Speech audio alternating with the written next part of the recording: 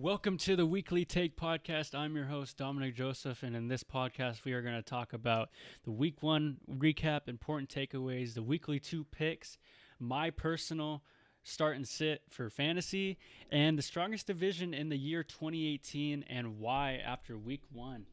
Moving into the Week 1, just overall scores, I'm going to be going through every team's scores, so it's going to be a while. I'm going to talk about every team that did play. Thankfully in week 1 there's no buys, so I get to really talk about everyone's favorite team. To start it off, I know it's a little late, but let's talk about the Falcons and Eagles. The Eagles for me are the Super Bowl the winners, so they're going to have a target on their back, and that's like a big thing. But going against Atlanta, I was really hoping that Atlanta would kind of come back, and I was kind of disappointed in how Atlanta played. It just goes to show the Eagles are still a legit threat in the NFC. They're one of 6 teams that I could say that could represent the NFC again. Going from, we got the Vikings, we got the Falcons, we got the Eagles, we got even, you could throw in the Panthers. You got the Rams, of course, with their super team they got with Aaron Donald, Dominick Suh, Aqib Talib. And then there's so many teams that can represent the NFC this year. But moving back into the score, the total score was 18-12 in Eagles' favor. I get that the Eagles were home, and that could have been a substantial advantage. But again, these two teams, it was a good game, but I could have seen a little bit better. Moving into the Titans-Dolphins game, it was one of those games that was on Sunday, and it was delayed for, I don't know, three hours. So it's just like I wasn't really keeping track with that game. I don't have Sunday ticket, so I wasn't really necessarily watching it. But what I did take away from it is that the Dolphins are a legit, not a legit threat, but they're not at the bottom anymore necessarily. They weren't really ever, but I could say they're actually the higher mid this year. Going into this year, I was kind of a Titan, I was an advocate for them. I thought Marcus Mariota with Delaney Walker would really and that defense is just so young, and they have something good going in Tennessee, but to see them lose to Miami, I know it was only a 1 touchdown. I just thought it could have gone a lot better. Moving into the 49er game, was actually really, the Jimmy G debut for the first NFL season. I know he was really good last season at the last stretch. He didn't even lose a game. But I do know that it was kind of like, at first, I was the guy that's like, the 49ers are going to stun them because I wanted that to happen. But the Vikings really I don't know, I feel like they didn't give it their 110%. I felt like they just did enough to win. When I can see the Minnesota Vikings being a team to represent the NFC, I kind of expected them to smack on the 49ers, but that's totally fine. They're still 1-0 going into the next game against the Packers. The Packers are a really, tough team that I think is going to do good this year. But the 49ers did somewhat impress me because like I said, I thought they were going to go and just kind of lay an egg and just let Kirk Cousins walk over them, but that didn't really happen. Moving into the Patriots-Texans game, I have some things to say about this game. Man, Deshaun Watson, I have him personally in my fantasy league, and let me tell you, that guy disappointed me. That guy has Lamar Miller, fantastic running back, and then he has DeAndre Hopkins on the outside with Will Fuller, and then their line isn't really the worst line in the league. It's just, I almost feel like Deshaun Watson was seeing ghosts. He would scramble when he didn't need to scramble, or he was just flat out bad. Flat out bad this week. He was flat out just bad. I've never seen this. I going into the year, I thought Deshaun Watson was MVP candidate. Again, it's week 1, but after that kind of performance, I hope it doesn't maintain their stick to who they are as an offense. I don't want them to be, walking on eggshells when I know this team is something more special than that. Moving into the Patriots, I was really shocked in how their defense really played a big part in, they look like they really did watch film for this. Moving into that, I got the Saints-Buccaneers game. Wow. I was watching this game actually, and it wasn't like I wasn't watching the whole game, but I could tell that I was just score watching, and the Buccaneers, man, where did that come from? I was talking to my buddy, and it's just it's crazy to see that someone's team, like Jameis Winston's team, we can go ahead and say, it's no longer really his team. Like he's almost like he was already kind of on the hot seat before Fitzmagic threw for 5 touchdowns. So and then beating the Saints, who also I don't think I mentioned them in the how I think they can then represent the NFC from last year and how they were a miracle away from going to the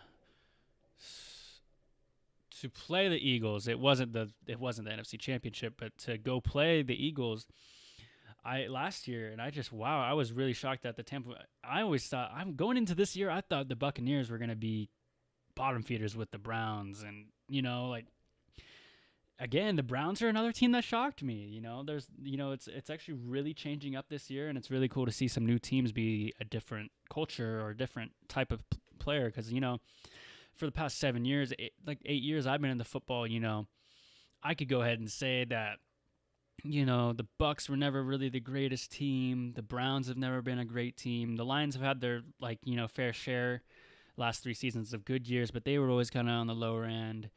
The Niners were good for when they played the Ravens in the Super Bowl, but a little bit before that, they were always kind of like, eh. But moving into the next game, I have the New York Giants against the Jaguars. I was actually really angry that Saquon Barkley had a good game. I played against him in fantasy this week, but he's a great player for that offense. Even though they lost, I feel like this was a moral victory for them. They're slowly figuring out that offense, that Jaguars defense, that front seven. They got Jalen Ramsey, Boye on the other side.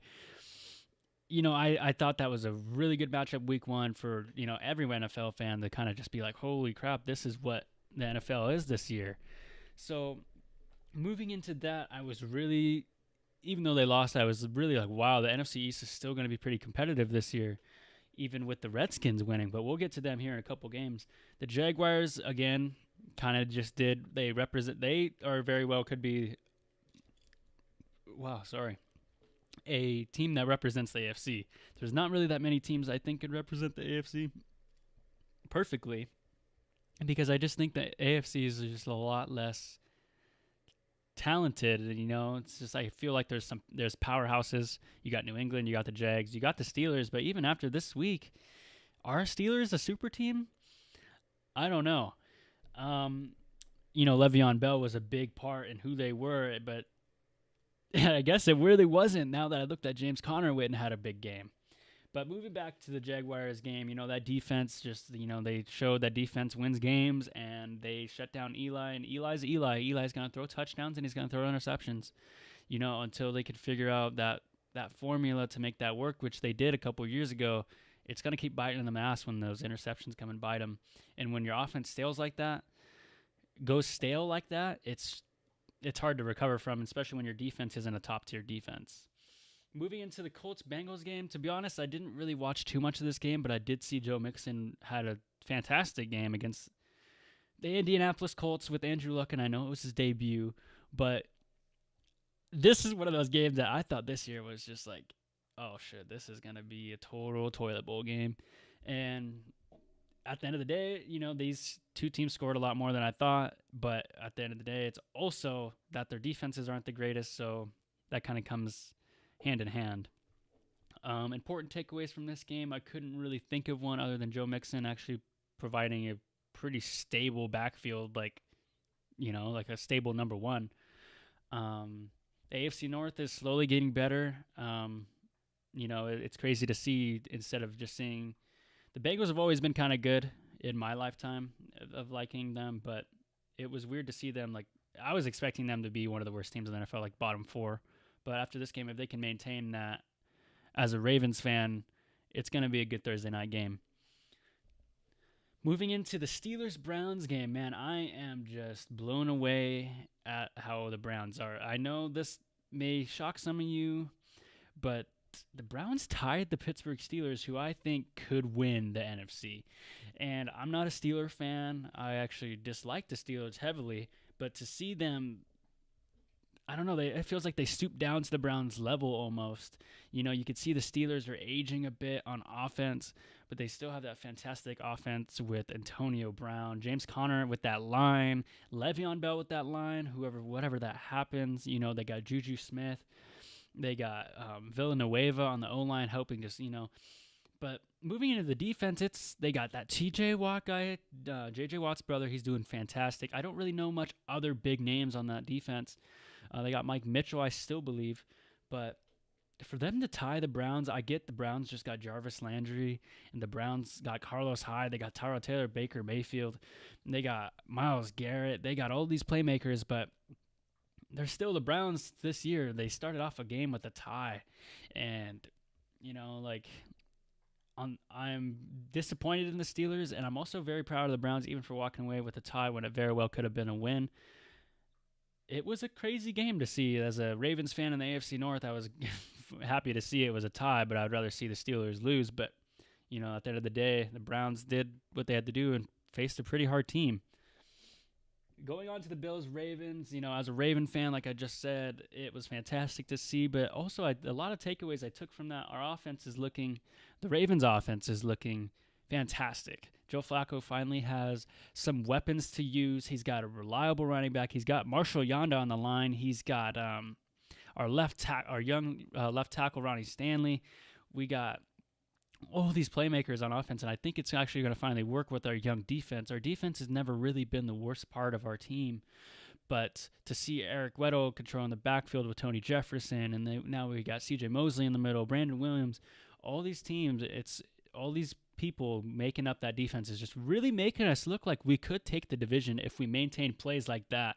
But again, not every team has the Bills defense, and not every team has Nathan Peterman as their starting quarterback. He lasted as the starting quarterback for 1 half, and actually probably 3 quarters, and then Josh Allen came in and scored 3. So if Josh Allen came and scored a quick 3, we got to be scared of when we have to play Big Ben, when we got to play Andy Dalton, when we got to play the Browns. Our division isn't a sweep this year. So even when we play anyone with a semi-decent quarterback, semi-decent offense, I can't wait to see how the defense goes. But I was blown away on how Baltimore did. I just thought it was going to be like a 24-17 win when it came to a 47-3 win. The Bills, I'm just flat out disappointed in. They had something special in Buffalo with Tyrod Taylor, and it's just like they never adapted to it and they never accepted it. But we'll get to that later. The Chiefs and Chargers game, man, I do weekly picks every week as I'm going to start picking with you guys. And Chargers are another team I could see taking the AFC. They were going into this year hyped, super hyped, I think. Phillip Rivers has got Keenan Allen, Melvin Gordon. Just those two alone help that offense just to be something stand out in the AFC West. And I get you can't stop number 10 on Kansas City this year. Tyreek Hill is shown that he's like a fantastic player. He's the fastest player on the field, I think. But to see that they just went and kind of whooped on the Chargers, scoring those 2 quick scores, I think it kind of took the momentum out of the Chargers and kind of just, said to themselves, this is going to be a long year, and I think the Chargers should go on to win more games because I think they're a really strong team. But again, it's week 1, and I understand that, and this is a division opponent, but I expected more from the Chargers, and I was shocked from the Chiefs. Maybe it's just week 1 or something last year when they played New England. Maybe they only like to be good in week 1, but damn, they really showed that they are a contender in that division. Moving into the Redskins-Cardinals game, man, the Redskins, again, shocked me. I was hoping Sam Bradford would do something with David Johnson. They're both back, and they're both healthy, and they couldn't get anything going against the Redskins. The Redskins are a team that kind of fly under my radar. They're not good and they're not bad. But to see how they kind of whooped on the Cardinals, I get the Cardinals aren't the greatest team and not probably the worst team in the NFC West this year. But I didn't think they were that bad. I kind of see the Redskins as the bottom feeders, too, of the NFC East. So I thought this would be a better game, but Redskins kind of just had it under control with Alex Smith under there. They're a different team, but the NFC West is just getting more stacked. And it's just, they got the Cowboys, and the Cowboys are on a downslope, but we'll get to them next. The Giants are good, and then they, of course, got the defending champs. This isn't just a pushover division, like the NFC West once was. Man, when the Seahawks went to the playoffs 7-9, that's not what some divisions are like anymore. It's getting really competitive. Moving into the Cowboys-Panthers game, man, the Cowboys had a tough game going to opening one. I know I'm giving them some excuses, but Dak Prescott, just was flat out bad this week. It's like, again, I kind of go back to the thing I was saying about Deshaun Watson. He was seeing ghosts on defense. This guy did not need to scramble when he needed to scramble. It's like I think he was just seeing things and he couldn't get people going. He earlier said in training camp that, oh, you don't need a number one receiver as long as you share the ball and keep the defense on their toes. That is true. That is a very true quote. New England does it. They sometimes don't have a true number one that I get. They have Gronk and stuff, but still, sometimes you have to have a Julio throw it over top, because in Carolina's part, and what I could see as what their defense is probably thinking, is that we'll take away number 21. We'll take away Ezekiel Elliott, and then we'll take it if you pass 400 yards on us. We'll let that happen, but we're not letting Zeke run 200 yards and 2 touchdowns on us. That defense was short in the middle. They got Kuechly. Those are really the 2 biggest players I could think of. They alone just can shut you down. So if they take away your run game and they're going to force you to pass, they're going to expect you to do it. And Dak obviously wasn't doing that. They're not intimidated by Dak Prescott this year. It shouldn't be everyone going, well, Dak Prescott had a good rookie year, so that's just going to keep going. It doesn't work like that. It's just because he had 15 touchdowns and a little bit of interceptions his first year doesn't mean he's going to have 22 touchdowns. It's the next year. And their line just looks sloppy without, I get they have some injuries on the line, but it's just they were getting beat on the line of scrimmage this year, or this first game. And this team also didn't practice in the offseason with their players. I get you're scared of injury. That's a huge thing, but the NFL stands for not for long. But when you're not playing your guys to kind of just at least a couple of drives to get that feel with all new players, it's really hard to do to kind of get a rhythm going. But again, I'm super, I after watching it for that first half, I expected Carolina to just kind of push it down their throat, but they still kind of made it a game after that second half. But the game was a really good game, semi-boring, but it was. It wasn't the worst game of the week. Moving into the Seahawks-Broncos, man, the Seahawks, I'm from Seattle originally, and a little bit north. The Seahawks were just stagnant on offense. Like, I get the Broncos are really good. Their D-line is really good. Their defense still is hanging on, and they were in Denver. I guess playing in that stadium isn't the same as playing in any other stadium, especially being from Seattle, where you're so close to the water and you're so close on ground level. Up there, they're mile high. It's Mile High Stadium. But I was really impressed with Case Keenum and how the offense really went. And then another important thing I could say for Seattle is pay the damn safety. Pay Earl Thomas, man. He gets you a pick in your game. And what more do you want? He's really trying his hardest, even though you're still not paying him. I get that's what you have to do as a free safety and as a player in this league. But you have to pay that guy. You can't be stingy with that. You're lucky he didn't go to Dallas. But again, Broncos make the AFC West look a little stronger, and that's really, really cool to see that. The AFC West is going to be hopefully competitive after week 1, I get. But if they can maintain that type of play, I get the Seahawks aren't the greatest team in the league anymore, but I can totally see the Broncos being a better team, and the Seahawks will bounce back from this. This is not their identity. I think they will find an offensive flow here soon. The Packers-Bears game for Sunday night, man, was that a game. I am a huge Aaron Rodgers fan, and to see him get carted off the field, I was not just bummed for the Packers' sake when he was getting carted off, but it was just bummed for as an NFL fan. Like, when you don't have Aaron Rodgers in your league, it's like if LeBron goes and gets hurt, it's not going to be – people watch the Packers just to sometimes see Aaron Rodgers. So when he came back and put on that heroic show against the Bears and came back and won, I get the Bears aren't the top-tier defensive league, but Khalil Mack was tearing it up when he wasn't in there. And it was just a fantastic show that the Packers came on in the second half. Their defense even, I know they were getting torched by Mitchell Trubisky, but the second half they buckled down and said, you know what, Aaron, we'll get you your stops as long as you get us your points. And it happened, At the end of the day, the Packers came back and won the game because the defense kept the Bears from scoring. So at the end of the day, I think the Packers really showed some defensive efficiency, but it's going to be a hard week going against Minnesota and Kirk Cousins and that new offense with Stephon Diggs. I really hope they can maintain it, but Minnesota is tough. That division's tough. And the Bears show they're not no pushovers. So that's going to be, hopefully, the next game in Chicago will be a lot better for their sake. Moving into the Monday night games, Lions and Jets. Man, this was one of those games where I picked the Lions like when I'm doing my picks. I sometimes think about it, but I didn't even think about this one. I was like, oh, the Jets are losing. But damn, it's kind of a shame that Sam Darnold's pick six, very first play, is going to go unsaid because how bad they whooped on him. And, the Lions have a new coach, Matt Patricia, and, he tried to bring New England to Detroit, and I don't think that's who he needs to be. He's more of a players type coach, and for him to go in and be someone he's not, I think the players didn't like that. And I know I'm not in the locker room for these most things, but, it looked to me like the players didn't really respect that guy. And, Matt Stafford was horrible.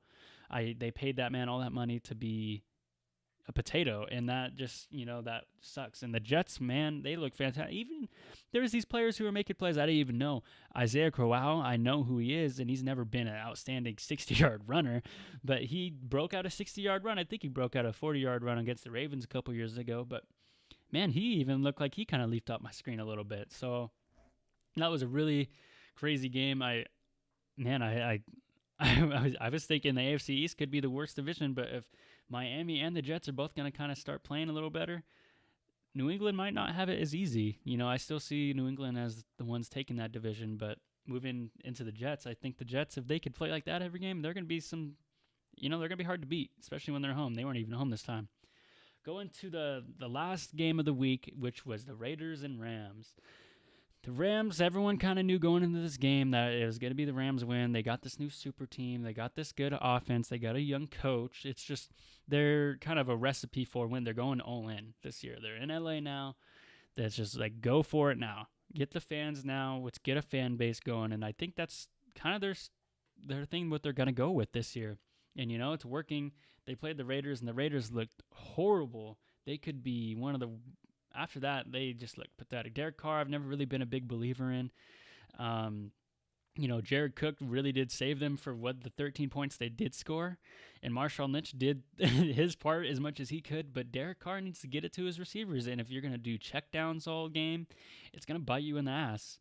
And as a Baltimore Ravens fan, I clearly know what checkdowns are. I watch the Chiefs who they do checkdowns. And, yeah, they win you games and you can pick apart the defense. But they're going to eventually take a couple leaps at that ball, and it's going to be over. So as soon as you stay doing the same plays and all that, it's going to be different. So I really hope John Gruden, after paying that guy $100 million and letting go Khalil Mack, they can get something going. But, again, this game was kind of outmatched when it started. The better team clearly won.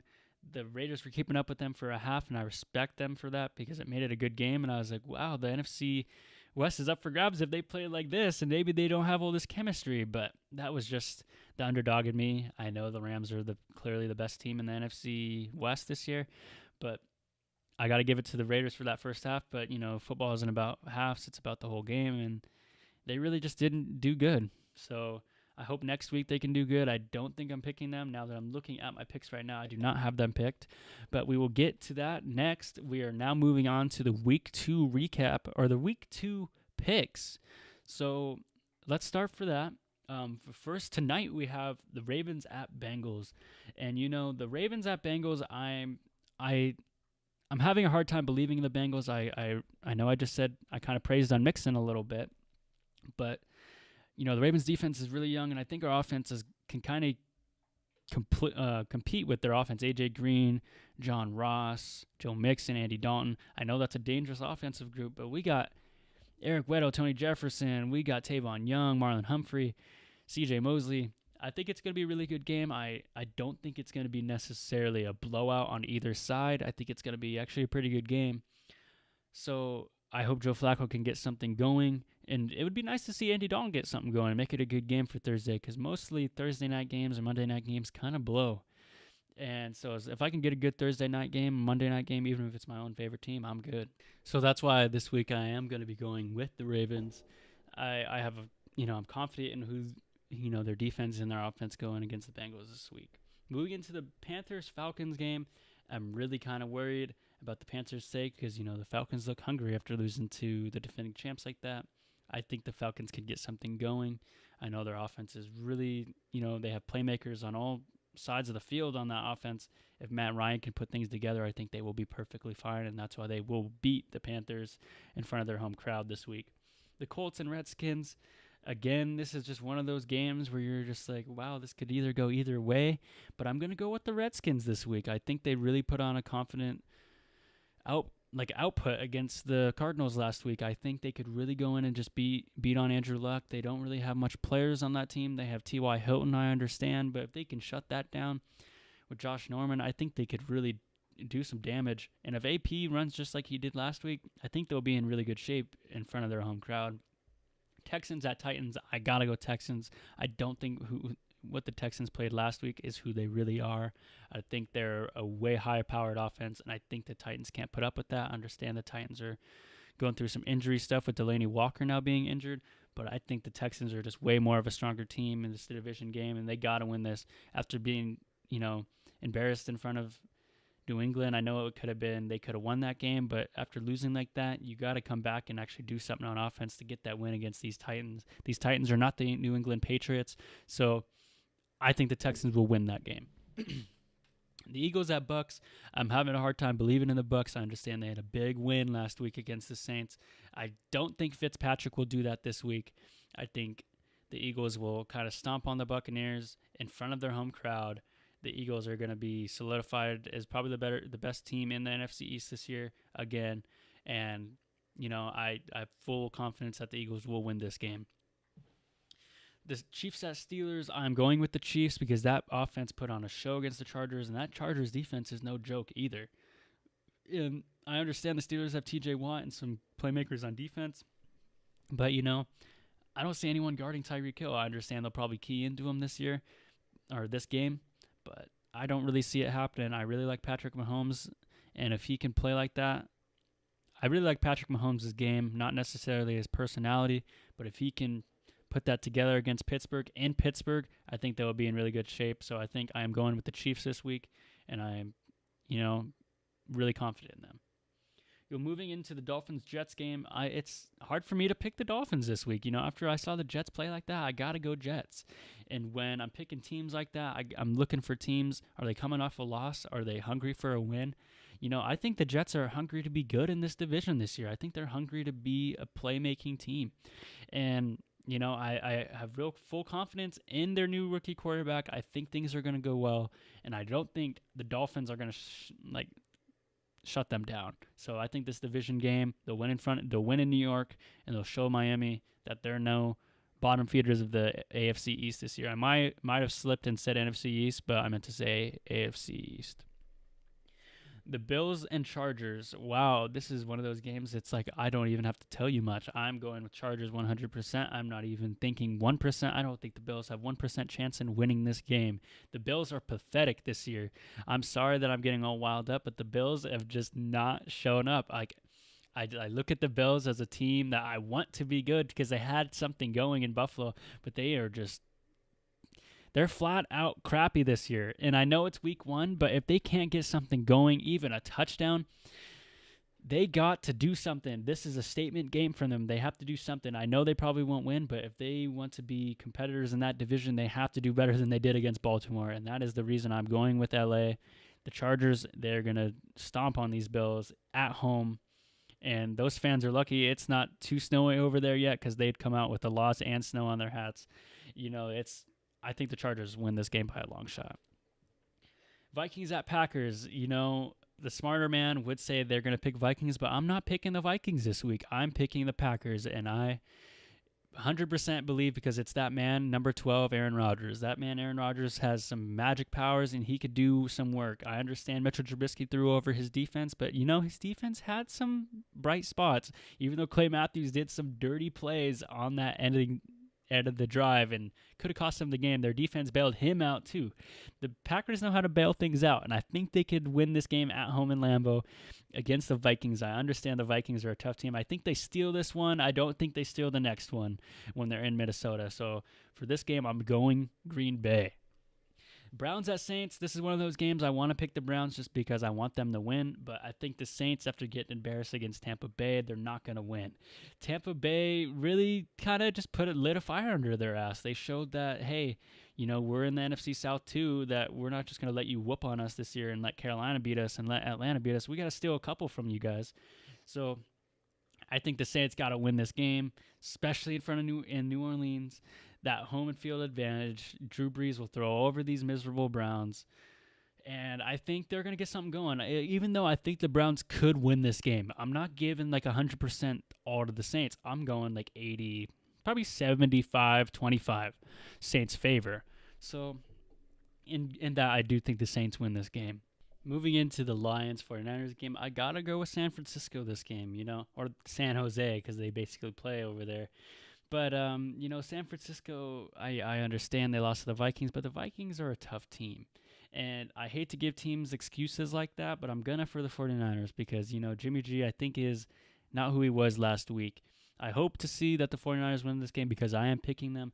I just don't have any trust in Matthew Stafford with that new offense, that new coach, the injuries. I just don't. I understand he's got Golden Tate, and, if you shut down Golden Tate, what do they have? I know they have Marvin Jones. Yeah, you could shut him down, but, the defense isn't really substantial either. So, I just think that the Lions are kind of having trouble finding who they are this year, and I don't think they figure it out in 1 week. That's why I'm going to go the 49ers. Moving into the Cardinals-Rams game, I got to go Rams. Like, there's the Cardinals. I don't think I have the firepower to beat this team. I understand they have David Johnson, Sam Bradford, and even they could throw Rosen in there. Bradford gets hurt or is underperforming. But, I just don't think that offense can do anything against this defense. I could see David Johnson getting a couple big plays and do as much as he can, but I don't think he's going to win. The better team's going to win this game. The Rams are home. The fans are excited to see this new explosive team with all these new playmakers, all these big heads, big names. The Rams got to win this game. I'm going Rams all the way. Patriots and Jags, man, this is going to be another good game. Like we saw this in the playoff matchup last year, but I got to go Patriots. The smarter team's going to win. Probably the better team's going to win too. I understand that Jags defense is something to be reckoned with this year. They got the secondary, they got the front seven. But I think the Patriots win this game in Jacksonville.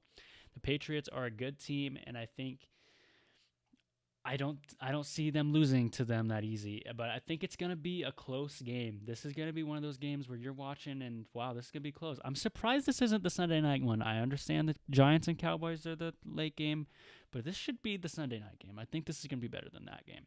Moving into the Raiders at Broncos, I got to go Broncos. The Raiders looked pathetic. They couldn't get anything going in the second half, and if they show that I know they won't come into the game with that identity, but just knowing they have that up their sleeve, that could happen. I don't like that chance. Broncos that defense isn't going to let Derek Carr do anything. They're going to make it hard for him. They're going to get to him fast, and they're going to get to Marshawn Lynch fast, and I think that's going to be enough to win them that game. The Raiders will start out 0-2. The Broncos they're going to start out 2-0. The Broncos are going to be a tougher team in that AFC East this year. Man, this game, Sunday night, Giants at Cowboys, I got to go Giants. Those Giants, they're winning this game convincingly. Saquon's having 2 touchdowns. Odell's having 1. The Cowboys, Ezekiel Elliott tries to get something going, which he might get something going against that defense. They have the player makers on defense in New York, but I think the defense wins this game. I don't think Ezekiel Elliott goes off for anything. I think the Giants shut them down. They make Dak throw over them, and I think Dak crumbles under pressure again. That's why I'm going New York. Some people will go Dallas, and in Dallas in that big old stadium with that big old TV where they don't know whether to watch the field or the players. But you know what? I'm going New York. I think Odell is going to have a good game. I think the offense is going to be recuperated, and I like the guys in blue and Giants blue this week. Going into the Monday night game, I got to go Seattle against these Bears. These Bears look very good on defense, and but I think this Seahawks offense can put something together against these Bears. Going against Denver, I don't think that's who they want to be known as. They're going to go into Chicago, and they're going to win this game. Russell Wilson's going to be running around everywhere. It's going to be harder for Khalil Mack to get to Russell Wilson than it was Kaiser. Khalil Mack had a fantastic game, but is he going to do that against Russell Wilson? I don't know. So we'll really see on how Seattle is able to win that game, and I really hope they do because I'm picking them. So I'm rooting for Seattle. I say Seattle squeaks this one out. I say they squeak it out with like a field goal or game-winning clinching touchdown, but led by Russell Wilson. I think their running back gets going. I think Seattle's going for big things this year. I know they're not going to be the best team in the NFC, but I know they don't want to be known as one of the worst teams in the NFC. So I think they could potentially make wild card. Yeah, I said it, wild card in the NFC if they play right. Moving on to the next segment in the show, I'm going to do my personal NFL fantasy start and sits and who I think you should start and who I think you should sit. Going into this week, I really like the Los Angeles Rams fantasy outlook. I think that you should start Jared Goff and you should start Todd Gurley. You start Todd Gurley every week, but Jared Goff, I say if he's on your waivers, you're in a small, one quarterback league, 8-team league, I think you go and get Jared Goff. They're playing these Cardinals, and these Cardinals aren't the greatest team on defense. And if, it was Alex Smith. If Alex Smith can throw over that defense, I think Jared Goff can with that really high-powered offense with Andrew Whitworth, Todd Gurley, Cooper Kupp. I think they could really do it. I say you start Jared Goff. I say he has up to 3 touchdowns this week. I think you start him. Moving into the Jacksonville area, I think for the running backs, I think you should start TJ Yeldon this week. Leonard Fournette is injured, and if he does come back Sunday, he's going to be taking some touches away from Yeldon, but he won't be his usual self. They're not going to want to put some guy right back in, expecting him to do full workload. I think TJ Yeldon gets some touches this week, and, very well, I think he could break out for some good yards. If you're in a standard league, a standard good 80 yards, maybe a touchdown. I think TJ Yeldon can do that for you. He's available on your waivers. If not, go. Hopefully you had him. Hopefully you drafted him in like the really, really late rounds. I think he's a good start this week. Moving into my wide receiver start, I say you start Pierre Garçon at the 49ers or at the Lions. He's on the 49ers. The reason I say you start him is because these Lions couldn't even stop Quincy Enunwa and Sam Darnold. I say Jimmy G's a little bit better than Sam Darnold, and I say Pierre Garçon's a better receiver than Enunwa. I say this is like a recipe for start him. So I think Quincy Enunwa is a good start this week. Start him. Let me know how he goes. I just want to see. I don't personally have him, but if I did, I would go start him right now. Now that I'm moving into the sits, I'm sitting Fitzpatrick this week. I don't have trust in him against these Eagles. These Eagles are defending champs. I don't think he throws against them as much as he did against the Saints. I know the Saints have a good defense, but I think the Eagles is even better. The NFC has stacked defensive teams, and I don't know if Fitzpatrick keeps it up. I think he goes for 2 touchdowns, but I don't think he has a fantastic game. I know 2 touchdowns is good for some of you, but I want more high-powered. That's why I think you sit Fitzpatrick this week. Moving into the running back sections, I say you sit Jamal Williams. That Vikings defense, Green Bay going into there, I don't think he's going to run really much. He didn't really run much against Chicago, so I say you sit him. You find someone else that isn't going against Minnesota, and you start them instead.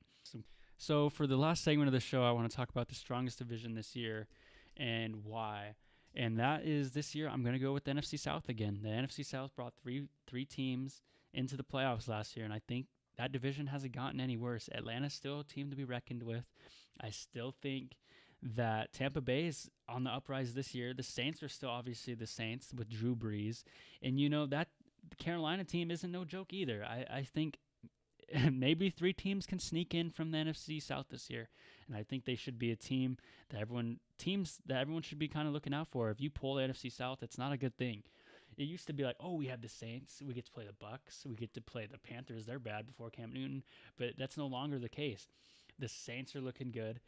The Buccaneers are looking good after week 1. I understand it's week 1, but still they're looking good. They got all these teams, and Matt Ryan isn't slowing down. Julio is never slowing down. So NFC South this year, I think, is the best division in football. As much as I want to say it's the AFC North as a Ravens fan, it's not. It's not the NFC West. It's not the AFC West. It's not the NFC East.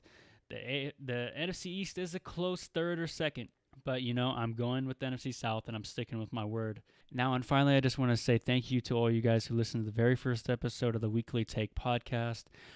This podcast will be released every Thursday at 4 p.m. Pacific Standard Time on Instagram and in SoundCloud. So I hope to see you guys next week, where we could talk about week 3 picks and week 2 recaps and all that good stuff. So thank you very much for watching. Have a good one.